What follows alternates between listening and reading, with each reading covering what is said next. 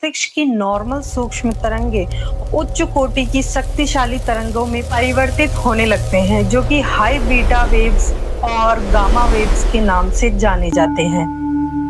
Gamma तरंगे बहुत ही शक्तिशाली सूक्ष्म तरंगे होती हैं। जो लोग ज्यादा समय तक ध्यान समाधि का अभ्यास करते हैं या उच्च कोटि के साधक होते हैं, उनके दिमाग पर ज्यादा पाया जाता है।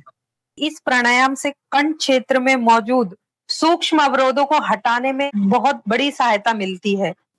एक ऐसी प्राचीन योगिक प्रक्रिया जिसमें भंवरे जैसी ध्वनि के माध्यम से मन को शांत और भीतर की चेतना को जागृत करने का अभ्यास किया जाता है। आज हम जानेंगे भ्रामरी प्राणायाम के विषय में।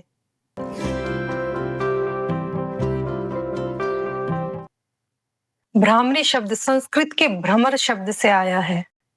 योग के अनुसार ये ध्वनि मन की बिखरी हुई ऊर्जा को भीतर ले जाने में सहायता करती है, यानी मन को एकाग्र करती है। इस प्राणायाम में गूंजने वाली ध्वनि निकलती है, वो भौरे की आवाज जैसी प्रतीत होती है, इसलिए इसे भ्रामरी प्राणायाम कहा जाता है। योग में इसे विशेष रूप से कंठ चक्र को शुद्ध करने और सक्रिय करने वाला प्राणायाम बताया गया है। अब ये जान लेते हैं कि इसका करने का सही तरीका क्या है, यानी इसकी विधि के विषय में थोड़ा चर्चा कर लेते हैं।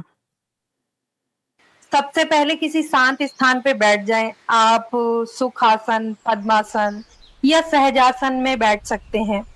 रीढ़ को हमेशा सीधा रखना है और शरीर को ढीला छोड़ दें। अंगूठे से कान बंद, एक उंगली माथे पर और 3 उंगलियों से आंखें बंद। अभी दोनों नासिकाओं से गहरी सांस अंदर लेनी है। सांस भरने के बाद धीरे से गर्दन को थोड़ा पीछे की ओर झुकाएं। अब जिस तरह से भौरा गुंजन करता है, इस तरह की ध्वनि हमें गले से निकालनी है।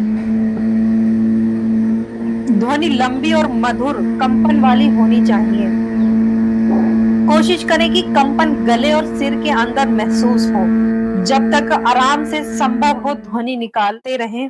फिर उसके बाद सामान्य स्थिति में आकर दोबारा गहरी सांस लें और यही क्रिया बार बार दोहराएं।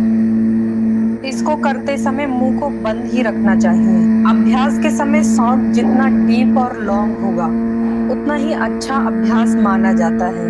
इसका अभ्यास लगभग 3 से 5 मिनट तक कर सकते हैं। इसके भौतिक और आध्यात्मिक कई सारे बेनिफिट्स हैं।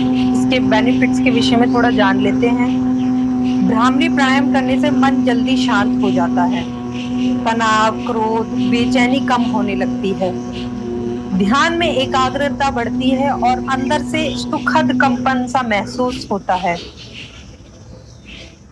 अगर आप नियमित रूप से भ्रामरी प्राणायाम करते हैं तो ब्रेन वेव्स यानी मस्तिष्क की नॉर्मल सूक्ष्म तरंगे उच्च कोटि की शक्तिशाली तरंगों में परिवर्तित होने लगते हैं, जो कि हाई बीटा वेव्स और गामा वेव्स के नाम से जाने जाते हैं।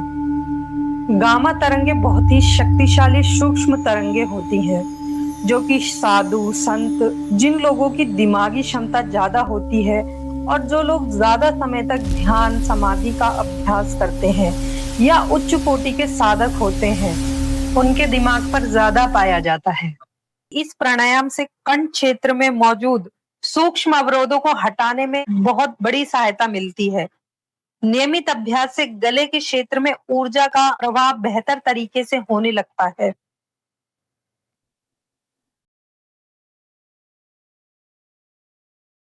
अगर कोई व्यक्ति अपने आप को संयमित रखकर इस प्राणायाम का रेगुलर अभ्यास करता है तो एकाग्रता, स्मरण शक्ति, मेंटल क्लियरिटी और सोचने समझने की क्षमता में बहुत सुधार आता है।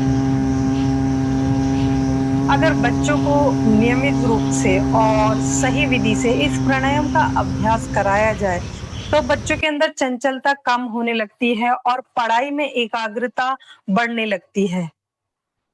भ्रामरी प्राणायाम करते समय जब सिर के अंदर वाइब्रेशन उत्पन्न होता है तो शरीर में नाइट्रिक ऑक्साइड का प्रोडक्शन बढ़ता है। नाइट्रिक ऑक्साइड हमारे शरीर के लिए एक बहुत महत्वपूर्ण मॉलिक्यूल है। ये पूरे शरीर में ऑक्सीजन की सप्लाई में मदद करता है।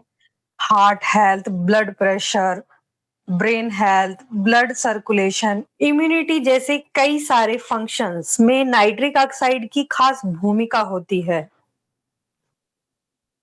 मॉडर्न साइंटिफिक एंगल से भ्रामरी प्राणायाम के ऊपर जब डीप रिसर्च स्टडी किया जाता है, तो हर बार भ्रामरी के अभ्यास के बाद जब एमआरआई से ब्रेन को स्कैन किया जाता है, तो मस्तिष्क की गतिविधियों में स्पष्ट पॉजिटिव इफेक्ट देखने को मिलता है।